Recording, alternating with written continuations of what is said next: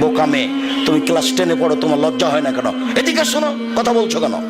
এদিকে শোনো, তুমি ক্লাস 10-এ পড়ো, যেদিন ক্লাস 8-এ উঠেছিলে সেদিন তোমার হাইজ হয়েছিল, তোমার বিবাহে 2টা বাচ্চা হতো, তুমি 2 ছেলের মা, তোমার মাথায় কাপড় নেই? মানে বাপ বেটিকে লজ্জা বেঁচে খেয়েছ? জাতির ক্ষতি করে জান্নাত কেনার চেষ্টা করো না বাপ বেটি। শোনো, তোমাকে বলছি, তোমার বাপকে বলছি, আমার উপরে রাগ করলে কিছু আসে যায় না। আমি এই কথা বলিনি, আমি অনুবাদক মাত্র। মুহাম্মদ সাল্লাল্লাহু আলাইহি সাল্লাম আজ থেকে 1450 বছর পূর্বে তোমার বাপের কথা বলে গেছে। আমার বলার কি আছে এখানে? আমার রাগ করার কি আছে তোমার উপরে?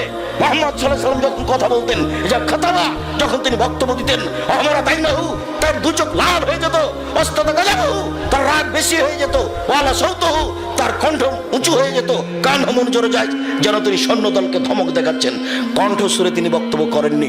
আমি আব্দুর রাজ্জাক বিন ইউসুফ 20 বছর থেকে বলে আসছে, কণ্ঠস্বরে বক্তব্য জায়েজ নাই। কোন মায়ের বেটা একটু বলে না কেন যে চলবে? এই বোকা মেয়ে, তোমাকে বলছি, তোমাকে অপমান করতে আসিনি আমি, তোমার বাপকে আমি অপমান করতে আসিনি, তোমার জাতিকে আমি অপমান করতে আসিনি। আমি তোমাকে মূল্যায়ন করি। তুমি বলো এটা কোন